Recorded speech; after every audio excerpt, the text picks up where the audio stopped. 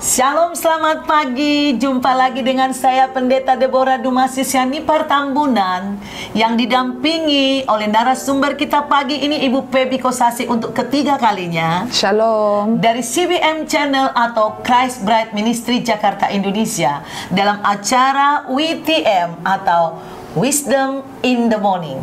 Saudaraku, terus saya ingatkan kepada saudara, berusahalah untuk sarapan setiap pagi supaya ada kekuatan bekerja, beraktivitas sepanjang hari. Karena itu akan membantu otak kita dan supaya kita tercegah dari rasa pusing.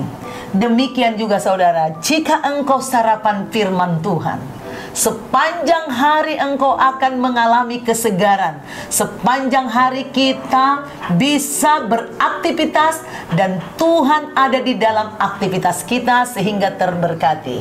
Oleh karena itu hari ini saudaraku, Ibu Pebi Kosasi akan membagikan sharing rema yang beliau dapat dari Amsal 26 ayat 4 dan 5. Saya bacakan untuk saudara.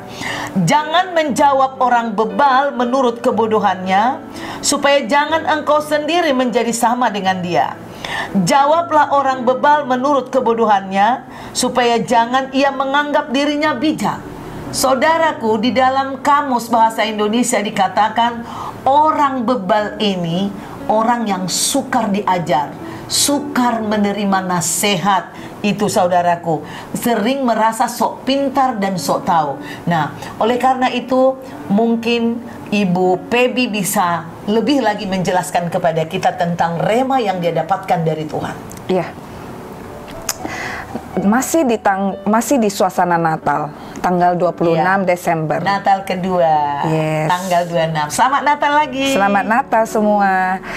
Nah, ada kata yang sering sekali muncul di Amsal 26, yaitu orang bebal. Iya. Orang bebal. Ada orang bebal. Nah, orang bebal seperti yang tadi katakan Ibu Deborah, orang yang sulit dinasihati, merasa sok pintar, sok suci, sok kudus, orang yang paling benar, merasa dan, paling benar. Yes, merasa. Betul. Dan kalau kita bicara sampai sudah berbuih-buih, kita tetap tidak didengar. Mungkin diejeknya, betul, ditertawakannya. Betul. Itu orang bebal seperti itu. Betul. Jadi di dalam kehidupan kita orang percaya, kita juga sering ketemu sama orang bebal, terutama pelayan-pelayan Tuhan, hamba-hamba Tuhan yang ada di dalam ladang pelayanan.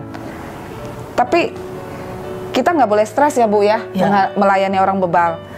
Karena Tuhan itu kirim jiwa kepada kita itu tidak selalu yang nurut, tidak selalu yang enak-enak saja, tapi pasti ada caranya supaya nggak stres. Sebelum melayani orang lain, betul, harus layani dulu, isi dulu dirimu dengan Roh Tuhan. Amin. Maka kalaupun kita ketemu dengan orang-orang bebal seperti ini, kita nggak stres dan kelelahan. Betul. Jadi kita perlu hikmat Tuhan. Seperti yang Bu Deborah katakan, kita harus baca firman dulu setiap pagi sebelum kita memulai aktivitas kita. Kembali lagi saya terus tidak jemu-jemu mengingatkan setiap kita, mari kita angkat pujian penyembahan, menyembah Tuhan, membaca firman, merenungkan, berdoa, minta hikmat Tuhan, tuntunan Tuhan.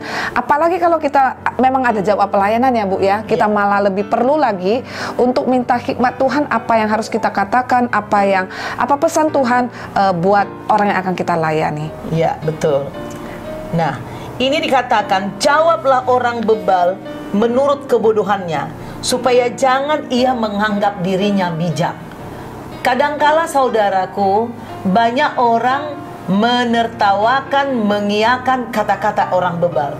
Maksudnya di sini, kita ini buang-buang waktu kalau ngomong sama orang bebal sebenarnya.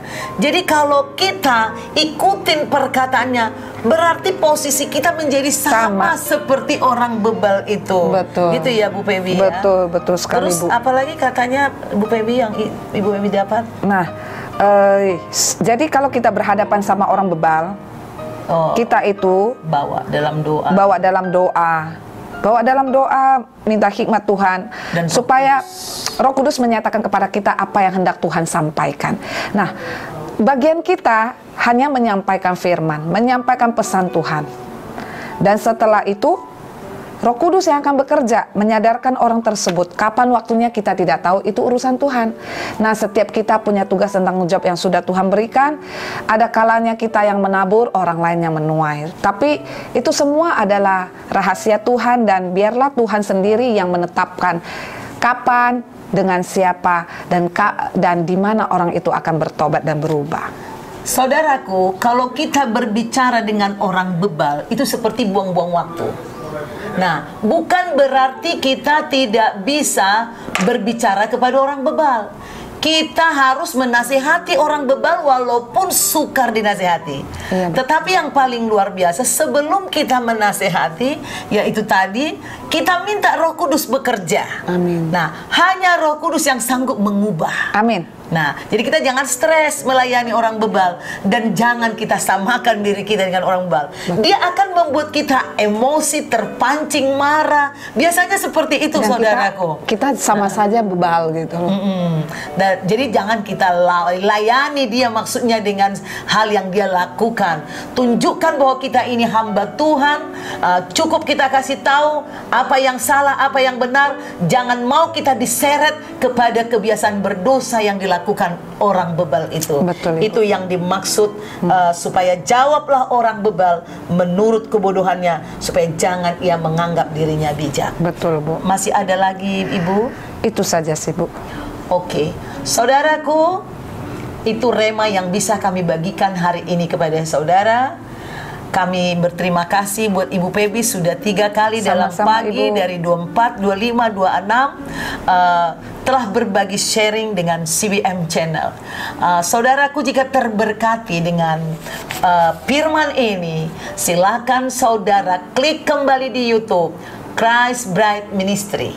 Dan jangan lupa saudara like, subscribe bagi yang belum, komen bila perlu, nanti kita akan jawab. Tuhan Yesus memberkati. Jumpa lagi kita besok pagi dalam waktu yang sama. Wisdom in the morning. God bless you.